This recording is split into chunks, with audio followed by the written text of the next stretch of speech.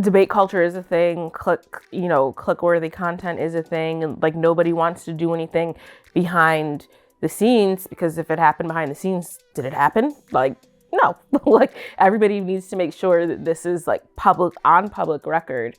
But I think that goes back to the question or the argument about the importance of public disagreement, because again, I still to this day I believe that we need to align. Other cultures do this a lot better than we do, where they can come to an agreement, they can agree to disagree, and they can say, hey, at the end of the day, we still want the same thing.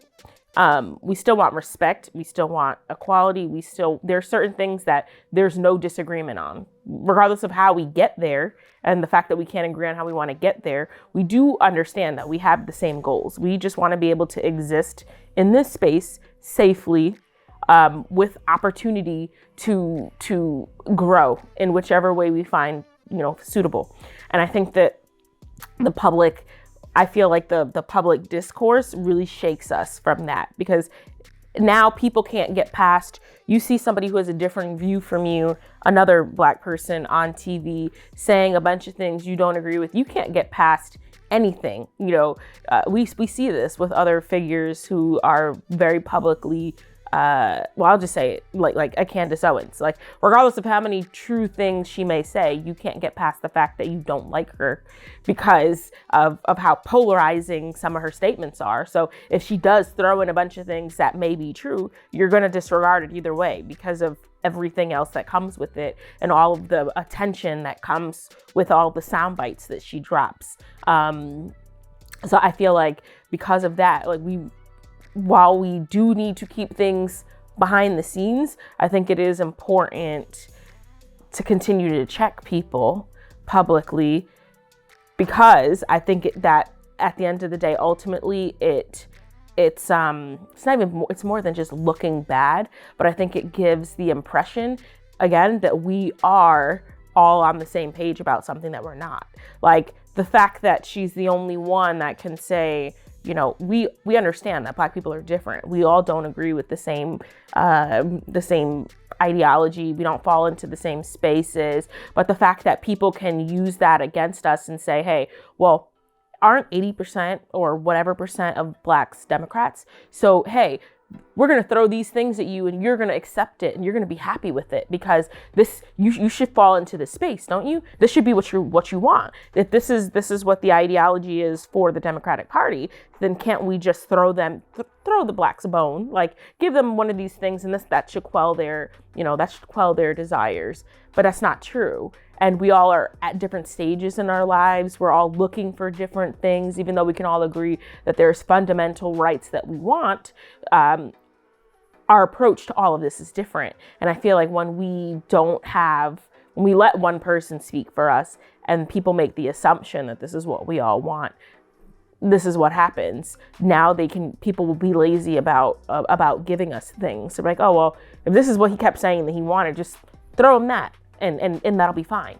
Yeah, absolutely. And it's interesting because you and I, like when we name specific people, when we talk, like we both feel very uncomfortable. But we force ourselves to name certain people because they've been so public. So even when you mention like a Candace Owens, which it's uncomfortable for me to even name a specific person.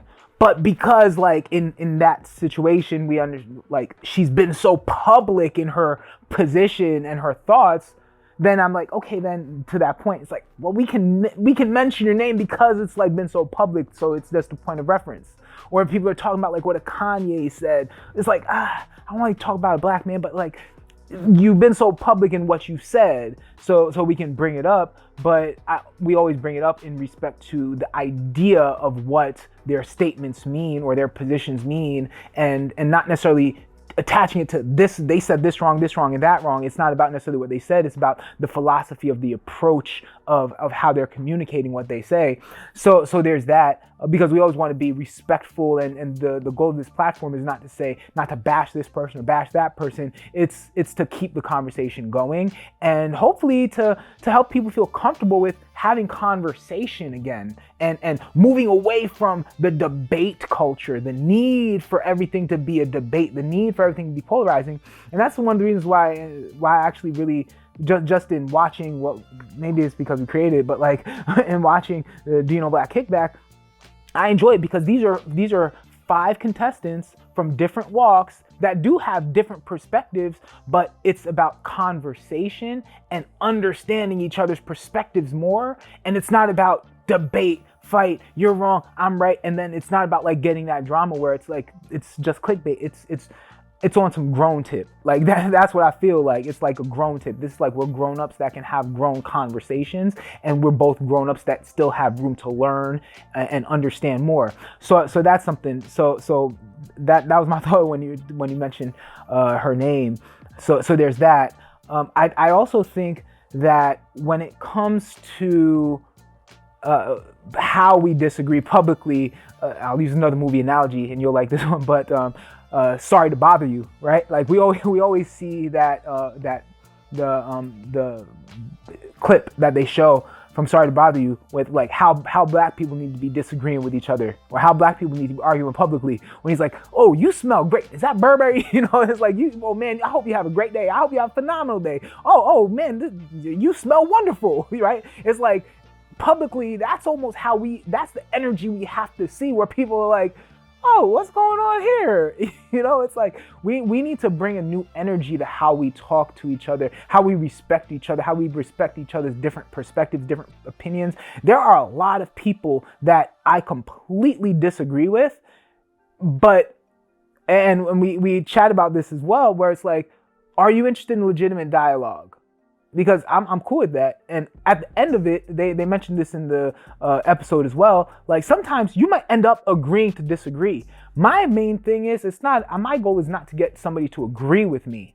My goal is to say, if you disagree, are you disagreeing with my actual opinion because you understand where I'm coming from? Or are you disagreeing with the idea that you formulated in your head because you didn't listen and you were just focused on trying to be right?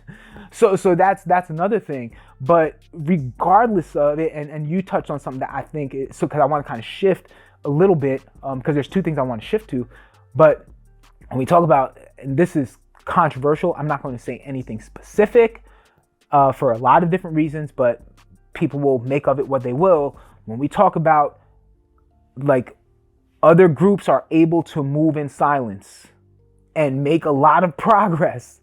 So when we talk about certain things, we'll be like, yo, buy the block, buy the block, buy the block. Like we'll do all this, like we'll talk, we'll be very public about it. And we're all for real estate. I'm really big into economic. I'm big into any way you want to progress, however you want to build your best life, do it.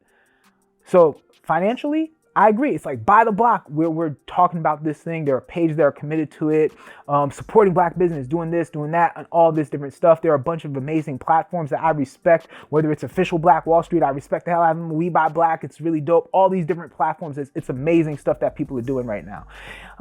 Then when we start talking a lot about this stuff publicly, there's a lot of things that I think about. One, I think about, we talk about like buy the block, but it's not necessarily being action. It's just still in the philosophy stage to a degree. But then you have other groups where I'm sure they talk about buy the block, but you never hear them talk about buy the block.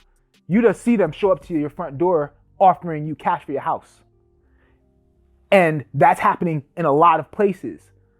So it's like there's a conversation happening about that. It's not just organized by accident, right? It's not just the Big Bang and the world, the universe just fell into place magically. They're talking about, like, these groups are talking about strategically, how are we going to buy the block behind closed doors? And then out of nowhere, 3 years or 4 years passes, and the next thing now you know, it's like, hold on a second, the block is bought, right? And that's it. So there's that. There's when it comes to voting, it's a situation, and we grew up in this particular area where like this is something that that was very prominent, whether like just objectively it happened. So forget how you feel about it, how you don't feel about it. It happened. It's the reality. So I'm talking strictly reality here. No position either way. So it's a situation where it's like when it comes to votes, it's like one person says, hey, vote for this person. Everybody gets bused to voting. It's not 20% voting turnout.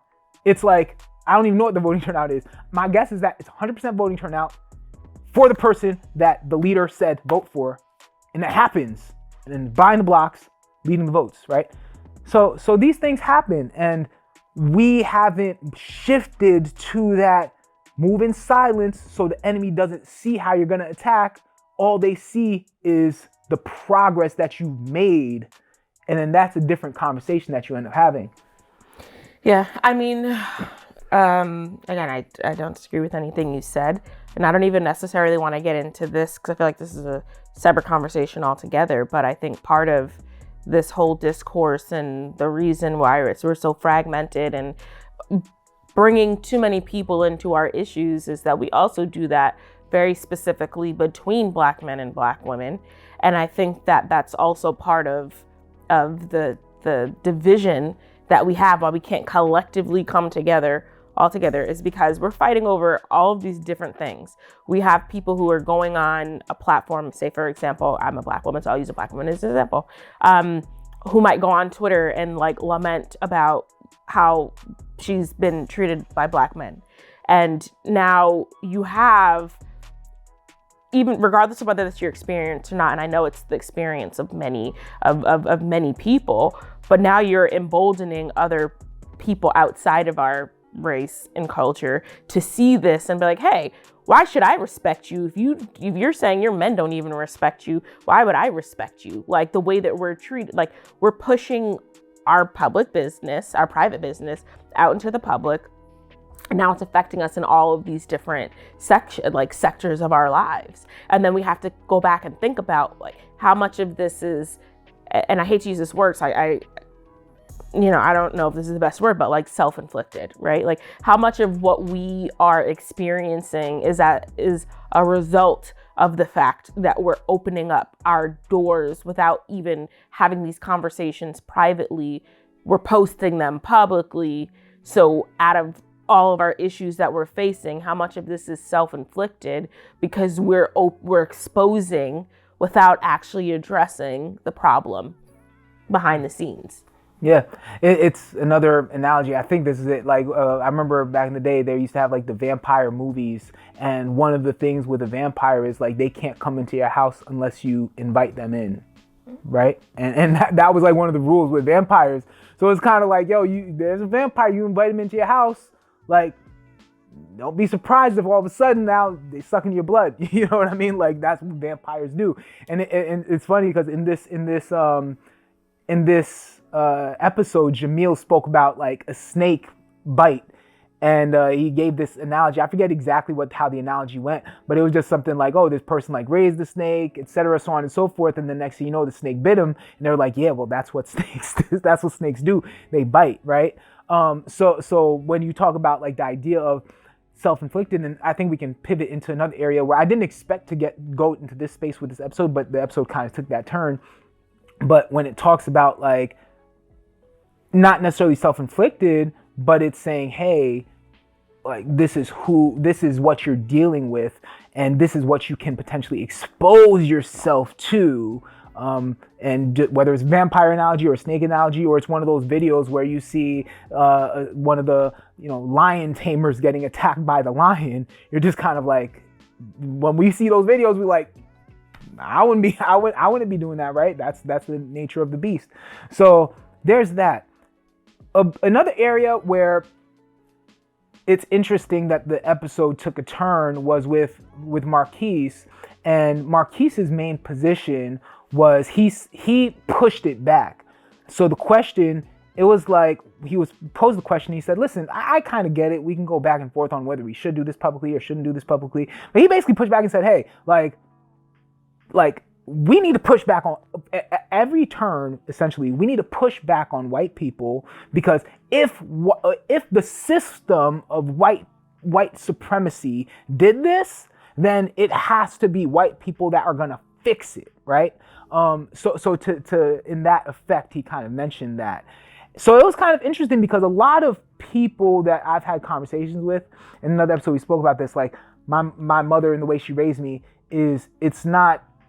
I'm not blind to racism. I'm not blind to racial issues. I'm not blind to oppression. I'm not blind to the idea of being a black man. I'm not blind to the fact that, like, hey, if I may, sometimes I think, like, if I wasn't black, where would I be right now? Like, who knows, right? So there are all these different things that you think about. So I'm not blind to that. But my mother basically forced me to be blind to or very aware of the fact that nobody cares, right? Anyway, like, it doesn't matter. So, fine, all that exists. What can you do? All that exists, whatever. It's like, obstacles gonna happen. Are you gonna quit or are you gonna get through the obstacle? Don't focus on the obstacle. Focus on your ability to get around the obstacle. So that's kind of my mindset here. Not saying it's good or bad. That's just how I think. So that's the energy or the thought process that I'm bringing to how I'm receiving what Marquis said. Because it's interesting because a lot of black people, if you were to bring up that kind of conversation, they would have that same thing where, well, let me not think about what we can do on our end. Like, I'm solely focused on the oppressor's need to stop doing X, Y, and Z. Yeah, we can do some things. Let's not talk about that. Let's talk about y'all. So before I get into my thoughts on that, like, I don't know if you have any thoughts on his approach there, because I'm not a fan of that approach to problem solving. Even though I'm not going to say I understand where he's coming from, and I think that that's a valid position, but I don't think that could be, at a very minimum, that should be on an equal playing field, but not overtaking the position of what can we control. Yeah, I mean, I feel like this is the most we've ever agreed on something. But no, I think that, okay, stop. Anyway, no, I think that it doesn't solve the problem. And I think that's the issue, is that when we, and again, I'm not saying this is the best word, but like deflect, when we deflect from the idea of what we're going to focus on to go back and say, but wait, like, white people started this, or white people need to figure this out.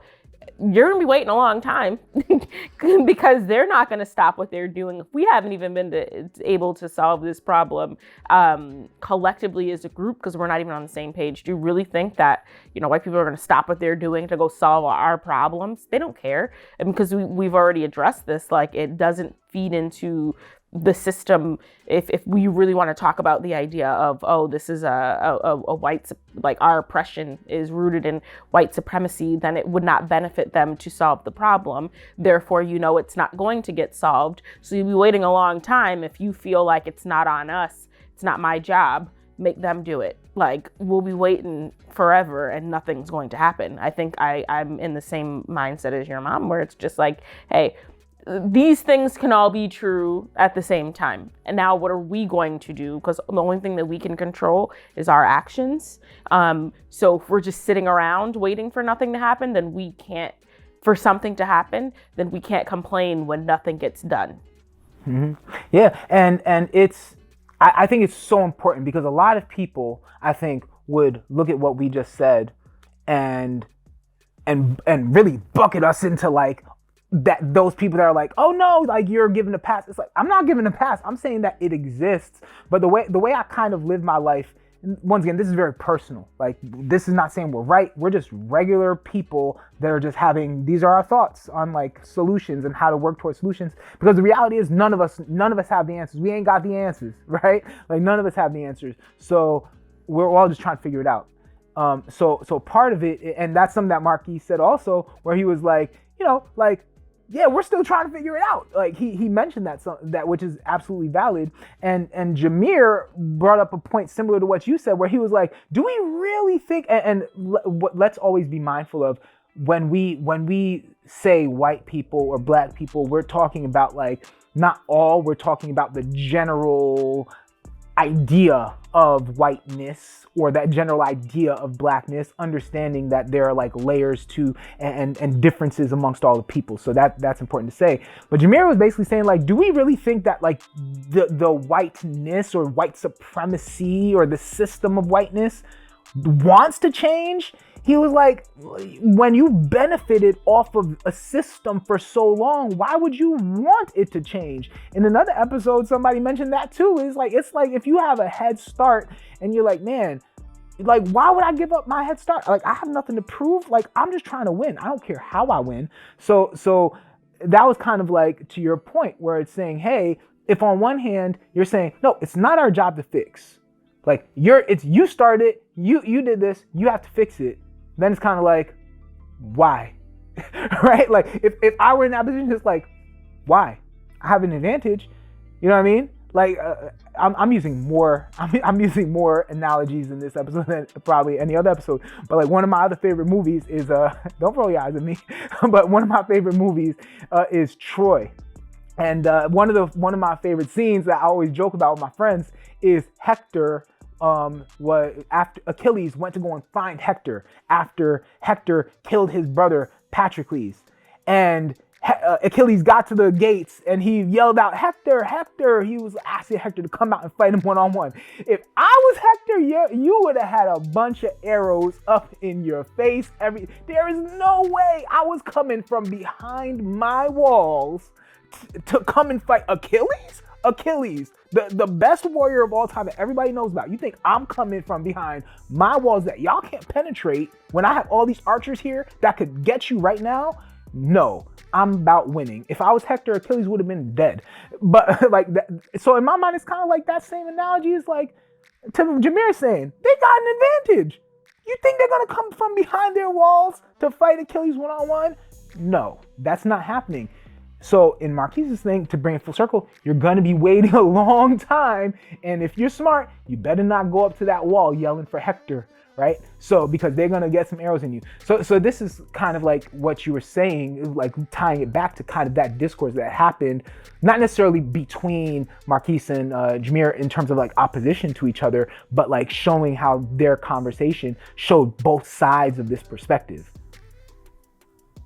Yeah. I think this is, we'll keep going in circles if we keep this conversation going. So I think this is a good point to wrap on. But this has definitely been, especially the conversation and like just the idea behind the clashing ideologies with Booker T. Washington and W.E. Dubois. I'm really curious to understand what people today think about their viewpoints and where you kind of fall in line, which side you feel like speaks better to the empowerment of Black people. Is there a difference? Can they coexist? So let us know in the comments what you think, and we hope you enjoyed this episode, and we will see you next time. I'm Melissa.